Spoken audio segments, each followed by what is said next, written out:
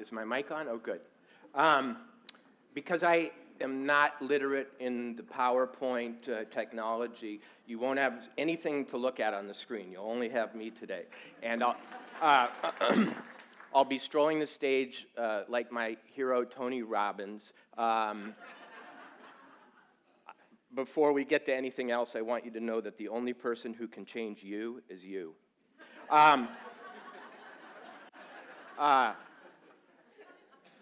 That being said, I want to thank you for coming in order to witness the most embarrassing interlude of my life as a group. First, I'm going to ask you how well you know the person sitting next to you and how long you've known that person. Maybe you're married, but as you'll see, that might not matter. Maybe you're friends. If you're friends for over 10 years, perhaps you know the person. But if you're friends for 10 years or less, as I was with a man named Clark Rockefeller, perhaps you're in for a surprise. I'm going to tell this story in the sequence that it happened in order to give you the full effect of the revelation that shocked me and sort of changed my life in a lot of ways. In 1998, I was living in Montana on a small farm. I'd just gotten married, and my wife was president of the local Humane Society, and they got a call one day. They had put up a dog for adoption on the internet, the 1998 internet, which was a lot different than the one today. It was a lot like the Telegraph with pictures. And they'd put this dog up named Shelby for adoption. It was a Gordon setter. It had been run over by a car and shot. She had been run over by a car. And she was in a wheelchair. She couldn't get around except with the help of this sort of contraption that worked for her paralyzed back legs. They got a call from a man in New York City, Clark Rockefeller, who wanted to adopt the dog. And he felt that he was uniquely qualified to own a special needs Gordon setter for the following reasons. He had another Gordon setter, so the dog would have company. He lived upstairs from New York City's top veterinary acupuncturist. He also fed his other Gordon setter, and Shelby would be eligible for this privilege when she got there, a 4-course, freshly prepared, private chef-prepared meal every night. No 2 menus to repeat in any given month. When the Humane Society heard from this character, they came to me and said, Walt, you're from the East, or I'm actually not, I'm from Minnesota, but you went to Princeton. We've got a Rockefeller who's interested in a dog down at the shelter. Maybe you could talk to him, thinking, we knew the secret handshake. So I got on the phone with this guy. At the time, I was a freelance writer, writing chiefly for Time magazine. A heavy-hitting journalist, a skeptic, a guy who saw through the lies and poses of others. And I got on the phone with this guy from my office one day, and we started talking, and I heard the following things. Well, this is how he talked. Walter, so good to see you, so good to speak to you. I really very much want to adopt Shelby. The problem is that my private jet's in China with my wife this summer, and I've never learned to drive an automobile. He went on from there to tell me some things about his life. He lived next door to Tony Bennett, he said. And at night, when his dog was lying down to sleep, you could often hear Tony Bennett singing through the walls, which was hypnotic and helped the dog to relax. He told me about the 4-course meals. He told me about the acupuncturist. He told me that Central Park was just a block away, giving the dog a place to exercise. The only problem was, how was he to get this dog, not being a driver and his private jet being indisposed at the moment? Well, I was between books at the time, and a writer between books is something like a merchant sailor between ships. You just wander around the port looking for trouble, basically. And, and so when I had spoken to this guy for about 10 minutes, even before I think he told me that he didn't drive a car, it started to occur to me that somehow brokering this dog deal might allow me to meet the man I was speaking to. And that wouldn't be a bad thing for a lot of reasons. Now, it's 1998. I don't know if you remember that time, but it was the sort of rise of internet stock trading was going on. We were in a huge sort of bull market, and everybody had E-Trade accounts and Ameritrade accounts and SEP IRAs. And so I was kind of caught up in that at the time, starting to invest in tech stocks that I didn't understand. And I thought, you know, having a tip from a Rockefeller might not be a bad thing. Also, you know, this day really has this sort of golden academic character to it. And as I was talking to him, I thought back to my time at Princeton, which had been miserable. I came from a little farm town in Minnesota and got out to a place where everybody had been to each other's yacht clubs. And I not only didn't understand what lacrosse was or what a lacrosse stick was, I didn't know the code. And I felt I was treated very badly at Princeton. I wasn't allowed to join the clubs. I wasn't even allowed to go to their parties. And here again was another opportunity to redress a wrong. To be friends with a Rockefeller might very well show those people. So for all these reasons, by the end of the phone call, I had made a resolution. The best way to get Clark Rockefeller's dog was to get in my Ford F-350 pickup truck, 7 miles per gallon on a good flat stretch of highway, and drive the damn thing all the way to New York City. You know, a plane really couldn't take the dog. The airlines were not interested in having a handicapped animal and being responsible for it. Clark wasn't interested in that. He wanted hand delivery. He got hand delivery of everything else. Being a Rockefeller, why not, you know, a crippled Gordon Setter? So anyway, I set out one summer day to do the most foolish errand of my life. I put the dog into the car, made a platform of plywood on the front seat, covered it with an army blanket, laid Shelby down. She was in terrible shape. She was like a mermaid. The back half of her body was sort of fish-like, whereas the front could, you know, move. The back was really destroyed. It was the worst trip of my life, the worst road trip of my life. She was incontinent, I found out after I picked her up. Incontinent in every way. Worse, when she needed to drink, she couldn't stand up without the wheelchair being put under her to put her head down. And so each time she needed to drink and needed to pee, I had to put her into the wheelchair next to the side of the road. Now, Montana and North Dakota, the first two states I was driving through, are graced with a lot of rest stops, which means I was frequently on the shoulder of the freeway with semis barreling past, trying to get a paraplegic dog to drink water and go to the bathroom, not on me. And after a couple of days, I got to Minnesota. I mean, it should have taken one day to get to Minnesota. I got to my mother's house in this little town I'd grown up in, and she said, "What the hell are you doing?" The dog walked into the house and peed all over the floor, and then did number two all over the floor. She said, "This dog needs to be put down. You're not allowed to stay the night here unless you euthanize this dog." And I said, "Mom, you don't understand. It's a Rockefeller. When you make a promise to a Rockefeller, you keep it." And she said, "I don't care." She said, "Who is this guy? Who is his grandfather? Nelson? Lawrence? David?" My mom belongs on genealogical jeopardy. She knows the difference between Kennedys and Shrivers, Tudors and Plantagenets. And I said, "Mom, I don't know. I don't know." She said, how old is he? I said, he's my age. She said, well, anybody who'd want a dog like this has something wrong with him. That's all I know. And boy, was she right.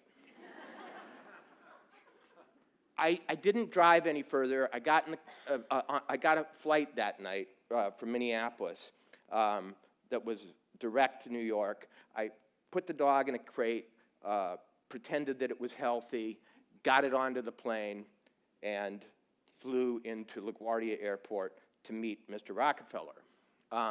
By this time, I'd gone through crying jags and all sorts of, symptoms of breakdown, and the whole errand wasn't seeming as smart as it had originally. He told me that I'd recognize him because he was a dead ringer for the actor David Hyde Pierce of Frasier. He plays the little brother on Frasier, and Clark told me on the phone that, in fact, the show had originally not been about Frasier, had been about the little brother played by David Hyde Pierce, who was based on him, Clark himself. So both the character and the actor on that show resembled Clark. And with that description, I looked around in the arrival terminal at LaGuardia and could not see who this could be. But then coming out of the corner was a guy wearing pink pants, I think a lighter pink polo shirt with the collar turned up, some kind of canvas hat or baseball cap, I think it was, and no socks with loafers. And I thought, oh, that's the guy. I remember the first thing I noticed about him was that he had dyed reddish hair, quite unconvincingly dyed.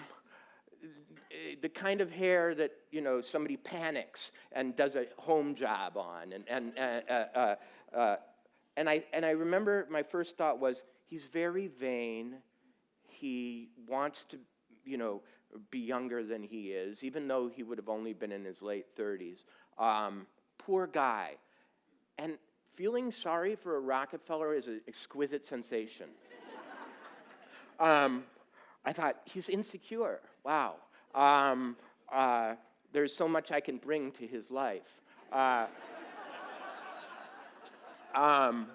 He told me on the phone that he'd always wanted to be a writer, and here I was one, and I could, demonstrate for him what that was like, and he could demonstrate for me what it was like to, be one of the Trilateral Commission agents who runs the globe.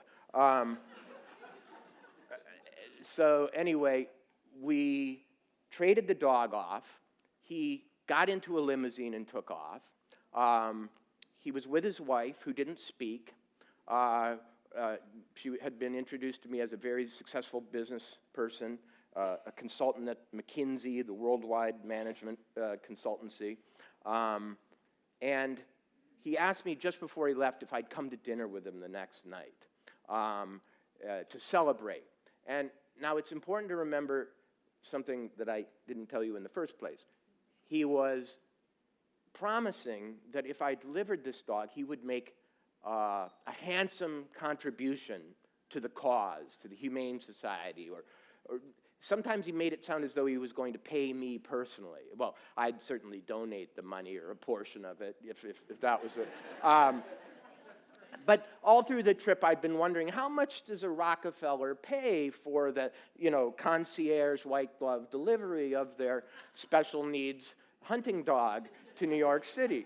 And that was an interesting game. And since at the airport he had not come up with payment, I figured it was this celebratory dinner that he was proposing the next night at which I would be compensated. So, of course, I was going. I met him the next night at the top of a skyscraper in Midtown Manhattan. It was at that time called the MetLife building, or the old Pan Am building. It overlooked all of Midtown Manhattan, and we ate at a private club called the Sky Club. And he had a table reserved near a window, sort of, I think there's a restaurant like this at the top of the Hancock building. And we looked out, across this sparkling expanse of metropolitan glamour and wonder. And at the end of the dinner, he said, "Would you like to do something fun?"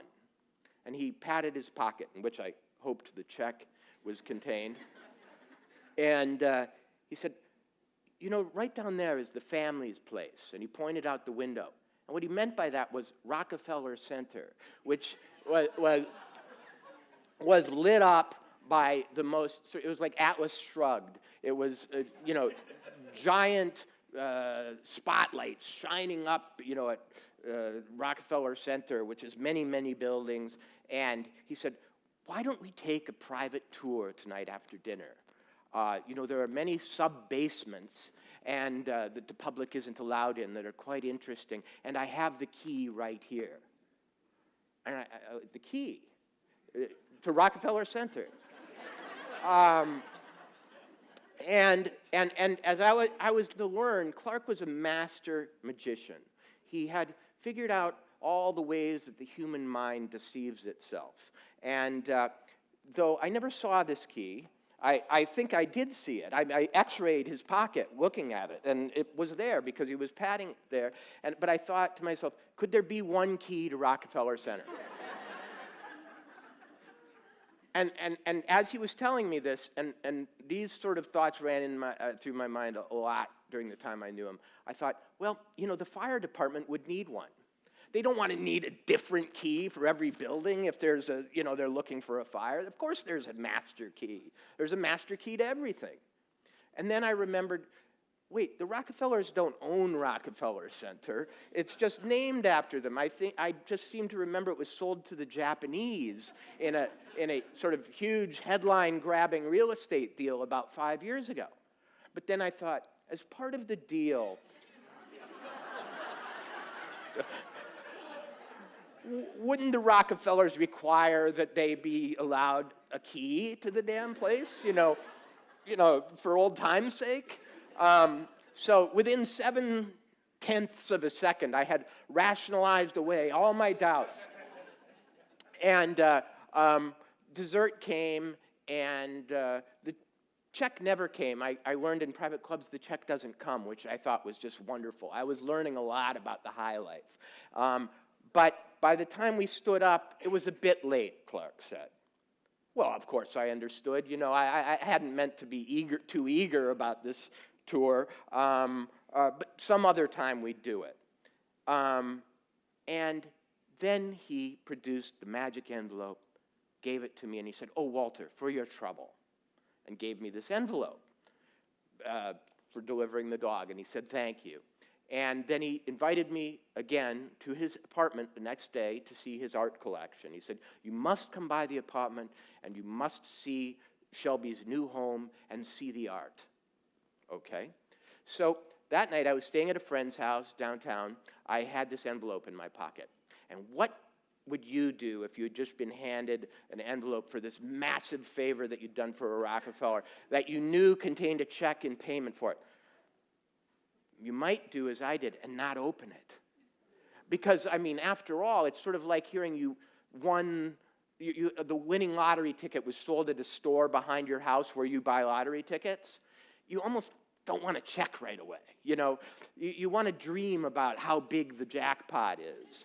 I mean, it was one of the strangest things in the world to walk around with this check I knew was signed Rockefeller and not open it. But I didn't. I thought, in a weird way, I was being this wonderful sort of gentleman, old world gentleman. Of course we don't check, you know. I'll just deposit it without even looking at it. Then I'll look at my statement and see, you know, I'm a wealthy man. So I went to his apartment the next day without having opened this damn check, if you can believe that. I mean, my mind was really starting to be bent by this relationship.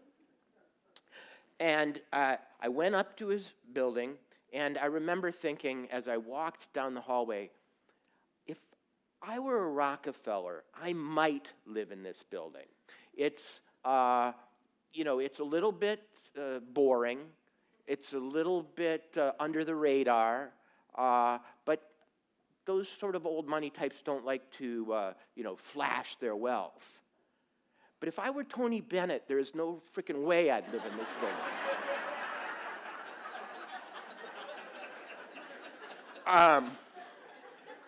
I mean, there would be no room for the chandeliers and the grand pianos and the friggin' dance floors and the things that Tony Bennett comes with, I would think.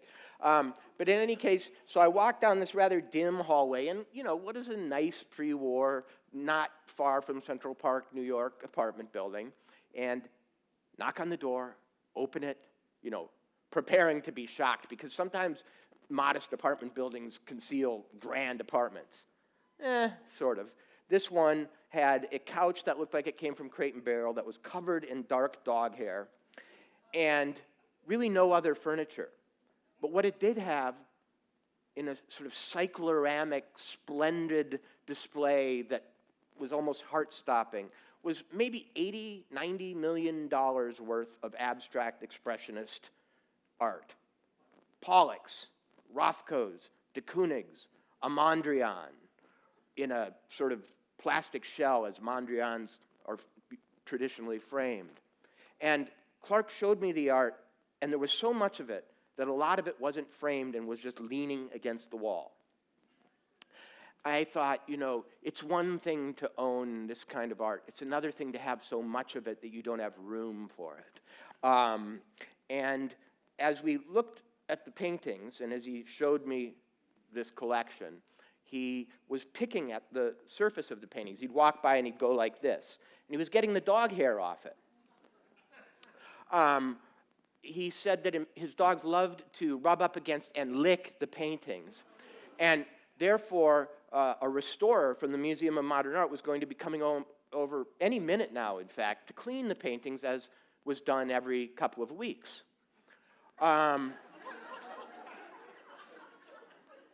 He stopped before one of the paintings, big, tall Rothko. If you know what Rothkos look like, they're sort of bands of diffuse color, very impressive and very, spooky, abstract. And he said, "Walter, do you know how Mark Rothko died?" And I said, "No." He said, "Well, he committed suicide in his studio. He slashed his wrists. And if you look very closely," and he turned around the Rothko, he said, "You'll see these little brown specks. That's his blood. He bled all over this painting as he died. This is the last Rothko that was ever painted." And wow. So I looked, and there were specks, but there's specks all over everything if you look closely enough. And I just didn't know what to think of that. As I had with Rockefeller Center, I went through a series of rationalizations. I thought, okay, with Rothko, you're in your studio, you've just slashed your wrists. Life isn't worth living. Why are you going around looking at your own paintings? Or did he slash his wrist while he was working on this? He just said, "This thing is terrible." He's almost finished, and he slashes his wrists and then somehow goes around the back of the painting.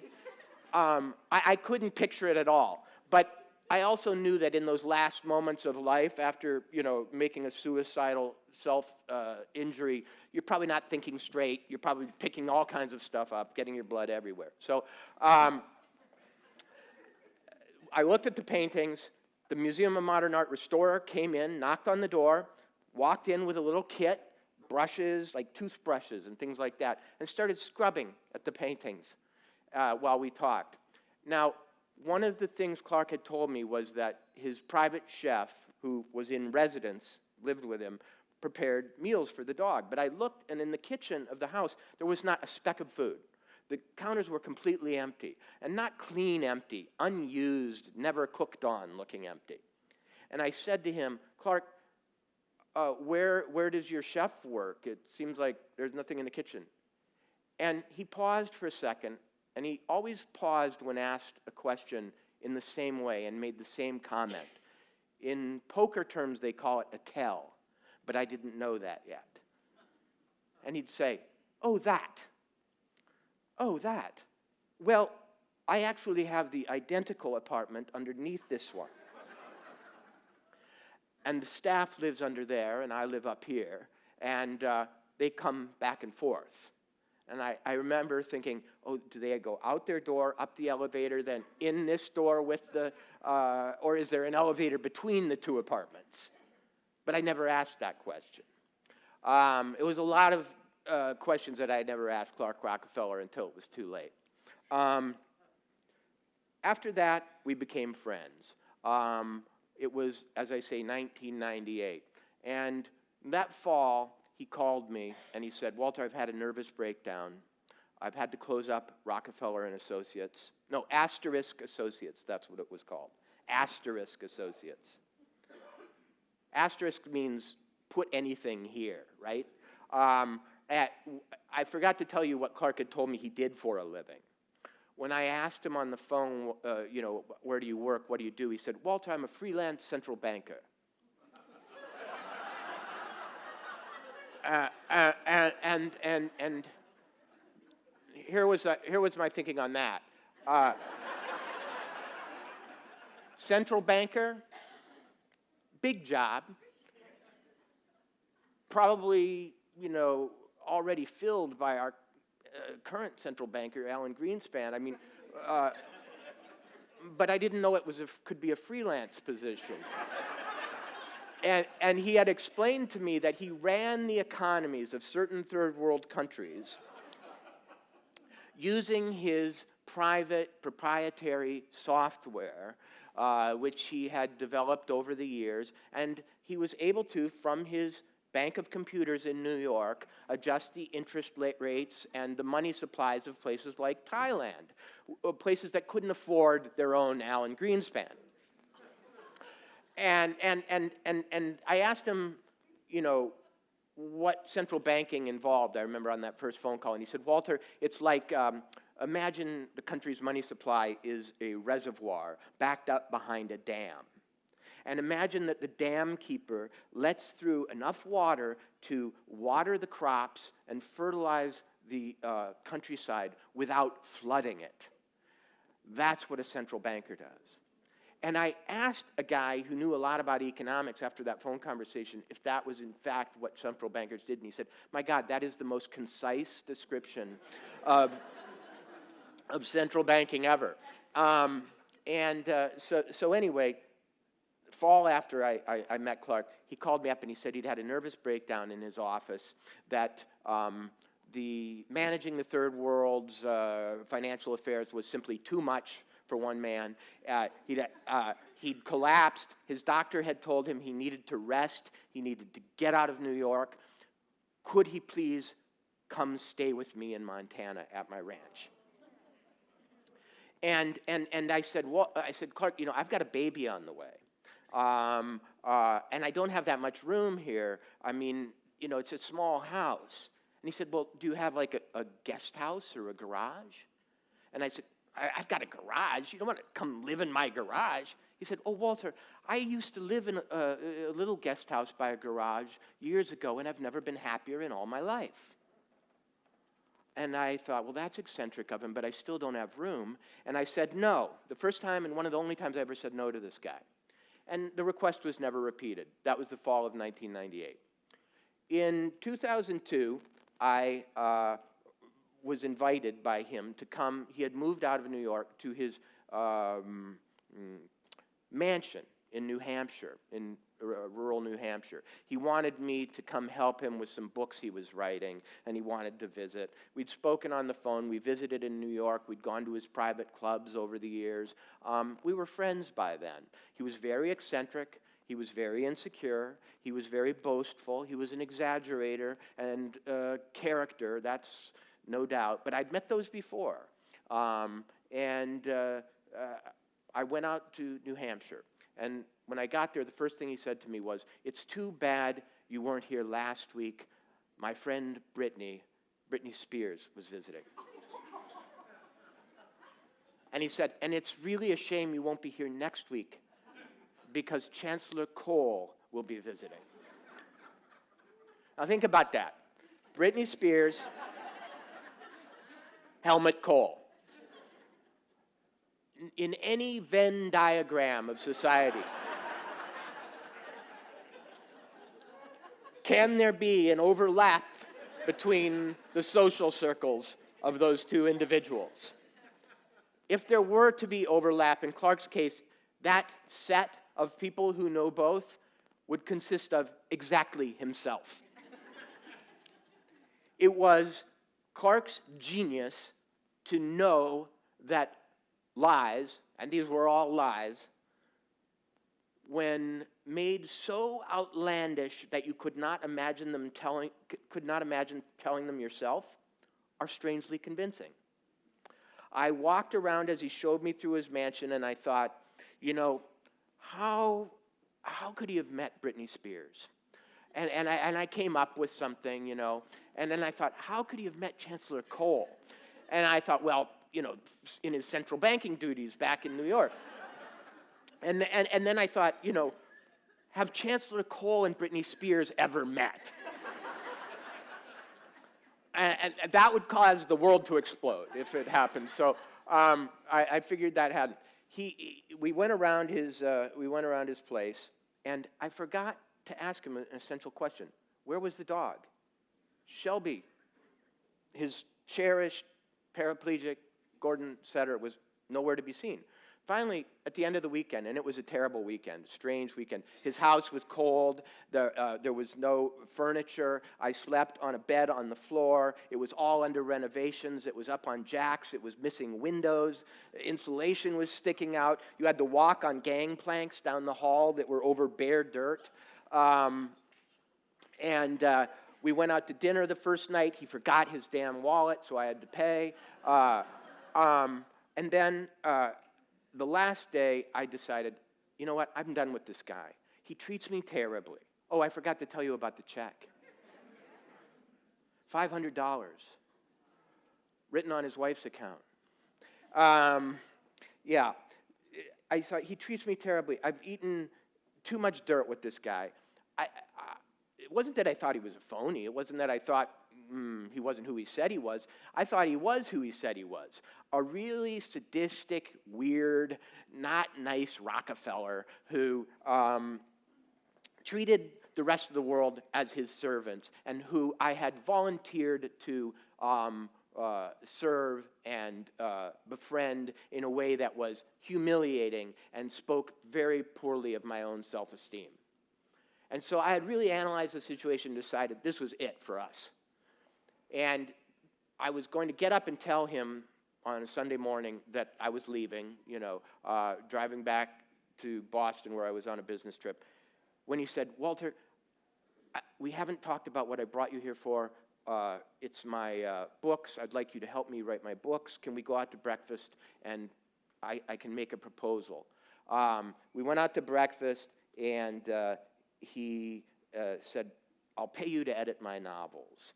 And I finally asked him what his novels were about. And he said, they're adaptations of my favorite episodes of Star Trek, The Next Generation. And I thought, my God, adaptations of a TV show, and not even the original TV show, the sequel to the original TV show. Sorry, I can't help you. And then he gave me a long sob story about how I was his best friend in the world. Everybody else wanted him only for his money, but I, because I had my art, understood him and could be friends with him, and, he reeled me back in. To wind things up, I continued to be friends with this man until one day in 2008, I turned on the internet. The 2008 internet, the one that wasn't like the Telegraph anymore, but had whole movies and news shows and everything. And here is a news clip. Clark Rockefeller kidnapped his daughter, Boston. His 7-year-old daughter is missing. There's a nationwide Amber Alert. I knew, because I was divorced by then, and I also, shared custody of my children. I knew how painful that can be. And Clark had gotten divorced by then. And I thought, my God, he snapped. He took his daughter, Over the next few days, it was a national news story. A few days into it, it came out that the Rockefeller family was insisting that he was not one of them. And I thought to myself, those cowards.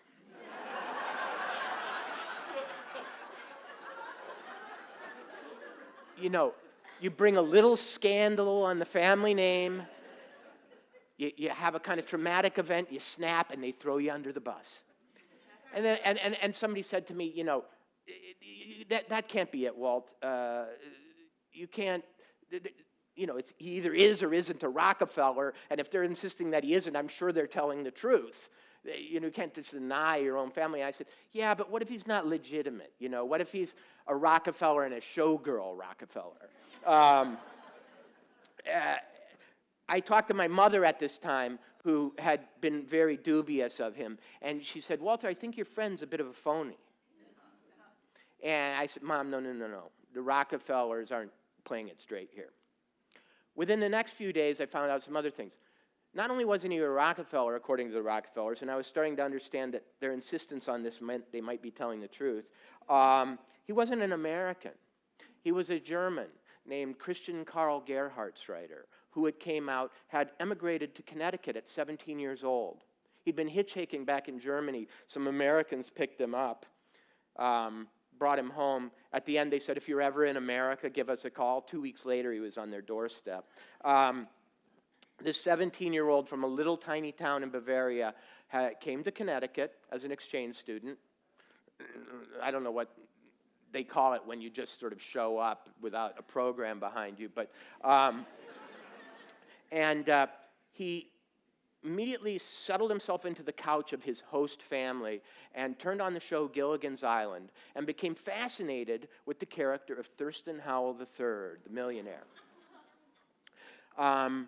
It was later shown that he became so fascinated with this character, he started imitating him, sitting on the couch. Lovey, bring me a da-da-da-da-da. You know, he developed an accent and a manner based on this fellow. He was living in a sort of nice part of Connecticut, and he had access to the sort of template on which Thurston Howell III is based, and so he was able to test his act out on people who were the real thing, and it started working. This character, Christian Gerhartsreiter, then left Connecticut and moved to California, Southern California, Los Angeles, to get into the movie industry. He was in his early 20s. Well, to catch back up with my moment of revelation about him, he was then caught. He was found in a house in Baltimore, right on the harbor, with his little girl. He was arrested for kidnapping. It seemed that he was going to sail with her out of the harbor somewhere. And it was then revealed about a week later that he was a suspect in a murder from 1985 in San Marino, California, a very nice suburb of Los Angeles, outside Pasadena. And that he, if this charge was accurate, had killed his landlady's son and probably her daughter-in-law, chopped them up, while living in a little guest house, little garage. Remember, I've never been happier in all my life. And he put them in bags. Well, he put the husband in bags, cut the body up, buried it in the mother's backyard, covered it over, put a card table on the burial mound, and invited his friends over for a festive afternoon of Trivial Pursuit, silver screen edition. He literally had a card party on the grave of the man he had murdered. This all came out over that fall. And once it dawned on me, quite suddenly, that my friend was this person, not the person I had known, my reality broke apart. I asked you earlier if you know the person you're sitting next to.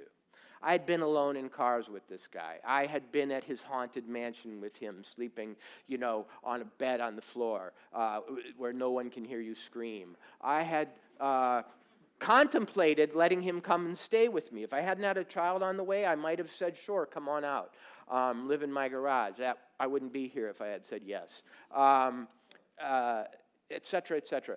I realized in that moment that what we think we know about each other and what we do know can be miles apart. The way I've told this story, I probably convinced you that you would have seen through this guy, that you would have stopped. But I went to his murder trial last year, 2013, in Los Angeles, the trial at which he was finally convicted of a murder back in 1985.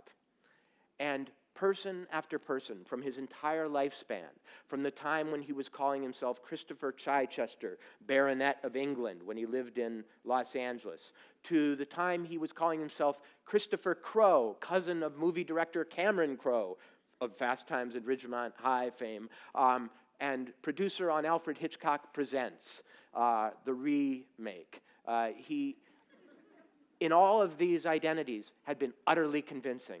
And person after person got up and testified, yes, my friend Chris, yes, my friend Lord Chichester, yes, my friend Clark Rockefeller. I'd only known him in the last of his costume changes, but in each of them, he had convinced people. He'd been married twice. He'd been married to a woman who made millions of dollars a year and worked advising multinational corporations on their,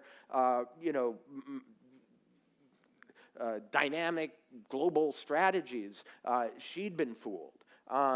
So the fact is that when someone this good, this masterful at deceiving, this bold and courageous in lying comes at you, if you're from the Midwest especially, like I was.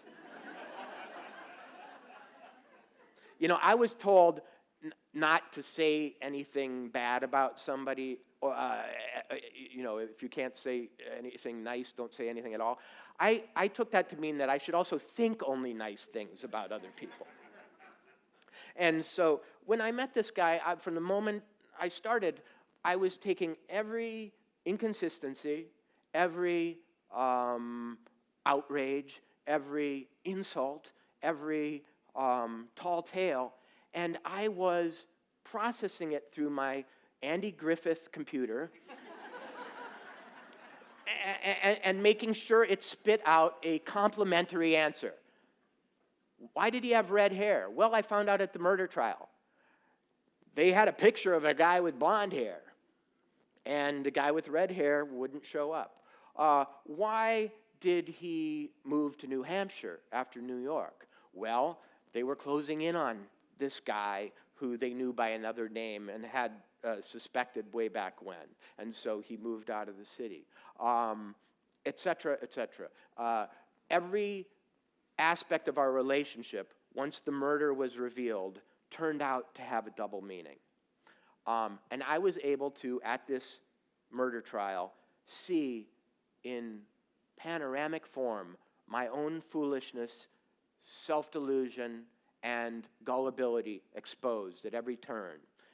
It was as though you found out that your mate or your best friend, was an alien and had been merely posing as a human being.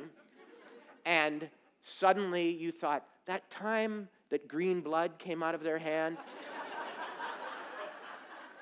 and they told you they'd been on a wheatgrass diet,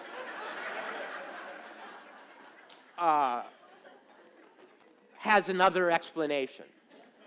So anyway, there are a lot of implications to this story, many more than I can describe to you now. But let me leave you with one. In 2008, I was in Chicago when Clark was exposed. Just after, I was teaching at the University of Chicago, and I was reeling from this revelation. I had stopped trusting everybody. I remember a plumber wanted a key to my house right after I found out and said, just give me the key and I'll come in next week when you're gone. And I was, no way. I remember I was single at the time and there was something called Match.com. And I remember going on it and thinking, how do I know who these people are? In one fell swoop, the Clark Rockefeller revelation blew away my entire ability to trust anybody. I was like the clerk who holds up the $20 bill and puts it in the light, sure that it's counterfeit. I was doing that with everything. I met a woman at this time over Facebook. Facebook had just started. and she was beautiful and talented, and had this, she'd gone to Harvard, it said, and all these things. And I made a date with her, a long-distance date. It was 2008. But I remember thinking, I've got to really check this person out. Because I was in the throes of this betrayal, it took me 5 years, 6 years, to decide that she was who she said she was and marry her. Her mom's here right now. And this is all by way of, this whole entire speech was a way of apologizing to Amanda's mom for why I wasted her daughter's time for 5.5 years not marrying her when I wanted to after 3 months. I'm slow to trust, Pat. Anyway, we'll take a few questions, and I'm sure you have a lot of them.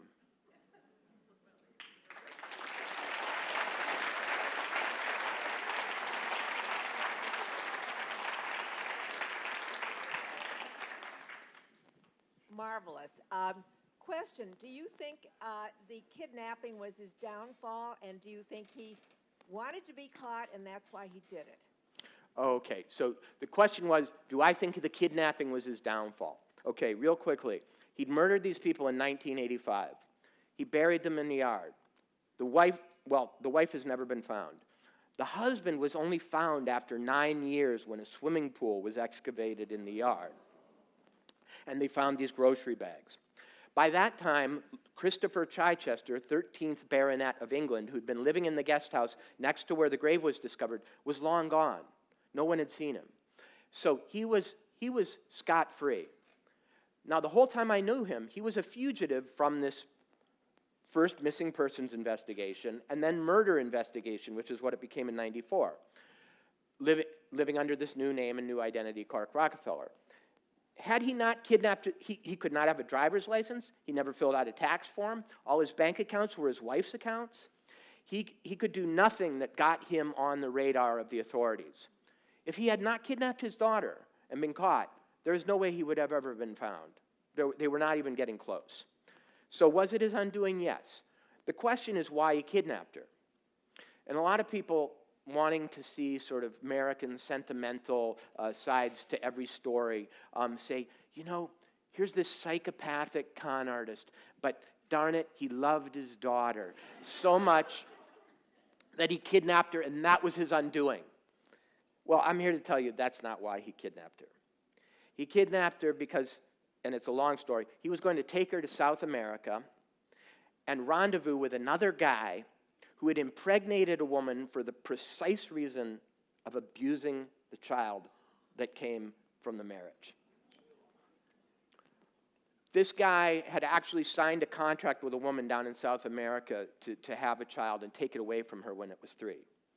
And then kidnapped that child when the woman reneged on the contract.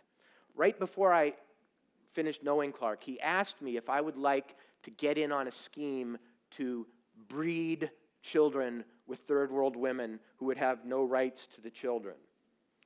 And that's when I broke off my friendship with him. I went, he's gone crazy. And in any case, he kidnapped his daughter for the darkest possible reasons.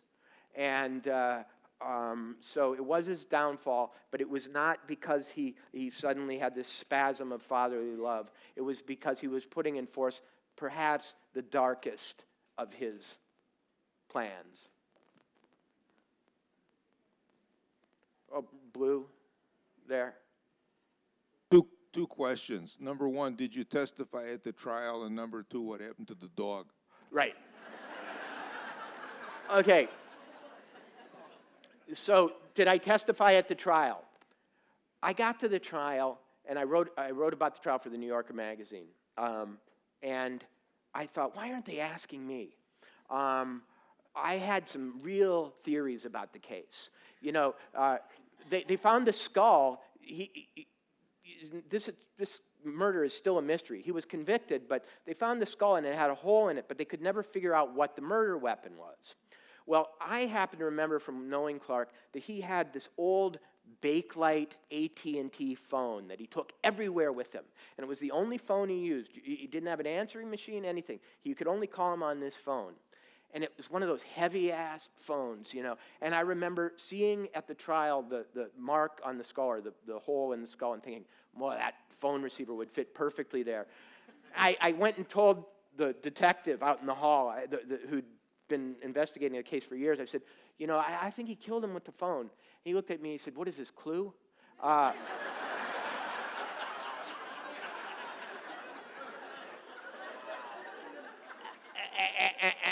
And then you know, I said something about, why didn't you ask me to testify? He said, okay, do you think a fiction writer is going to go over well at a murder trial? He said, the first question is going to be, so you make up stories for a living. So no, I didn't testify. What happened to the dog? That's what you have to buy the book for.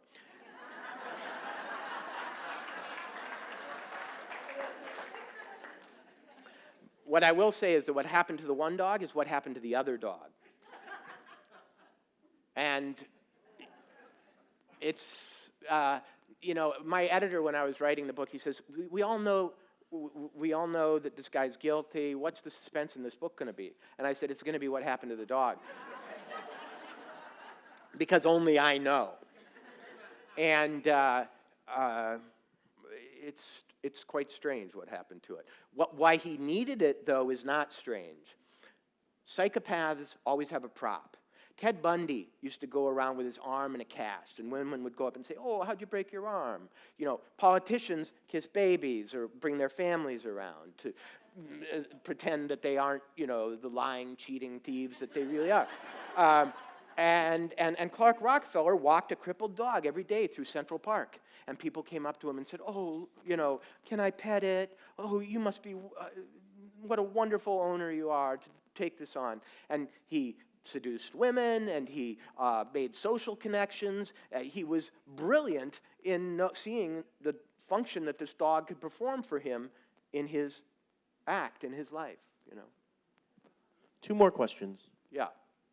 In the pink, and then, yeah. This guy is married. What did his wife think of all of this? Did she ever figure it out? Okay, so he was married in 1994 to a woman named Sandra Boss. She was a Harvard MBA. She testified at the trial. He was married to her until 2006.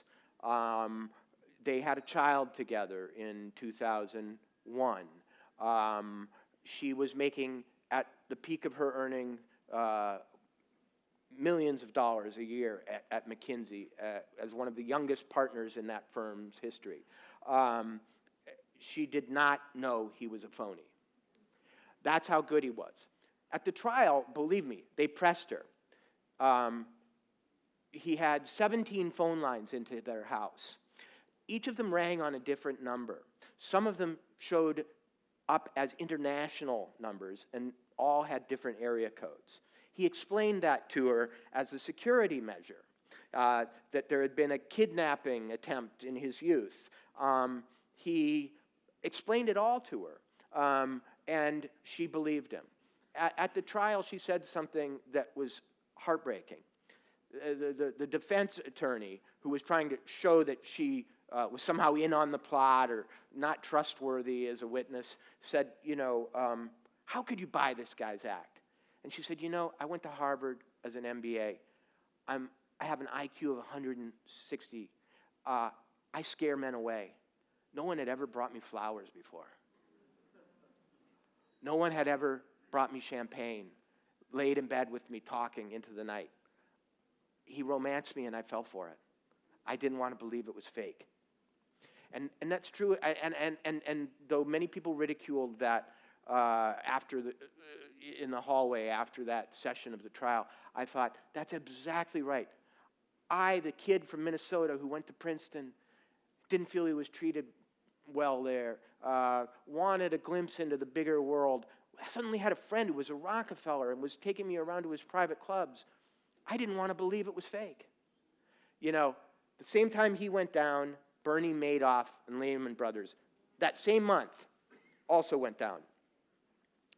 People like Steven Spielberg, some of the biggest Jewish charities in the country, et cetera, were invested with Bernie Madoff. Each year they got too good to be true returns, but they needed them to be true, and they wanted them to be true, and so they made them true until reality proved otherwise. And that's exactly what happened to me. I'm like a Bernie Madoff investor. One last question. Yeah.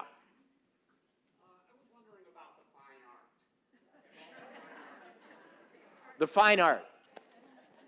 Okay, so it's no secret, Clark was convicted of murder April 2013. I had not seen him in many years since he was arrested in 2008 and jailed for the kidnapping. He'd been in jail the whole time, moved from Massachusetts out to Los Angeles for the other trial. As I came out of the trial, I said, well, I guess I got to go write my book now, you know, poor Clark. And another reporter said, why don't you go talk to him? Well, I said, what do you mean? He doesn't talk to people. He said, the trial's over. He just fired his attorneys. I'm sure he wants visitors.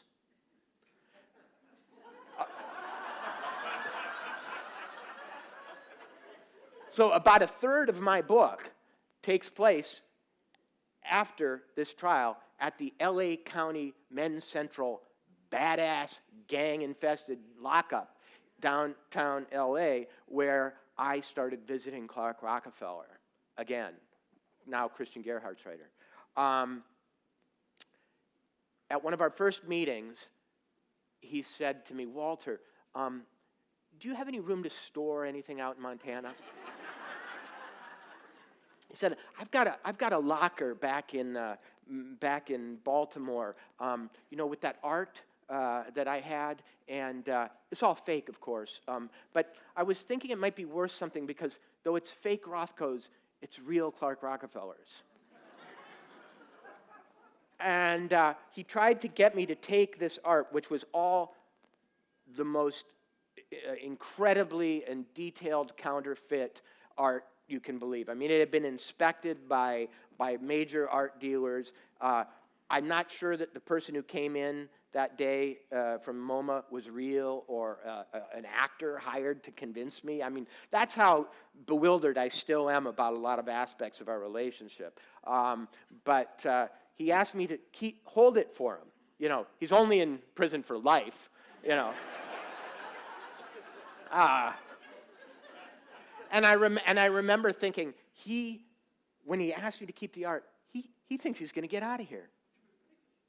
And he's probably right. Because he got out of everything else, and he can't believe he's not going to get out of this, you know. So anyway, thank you for coming.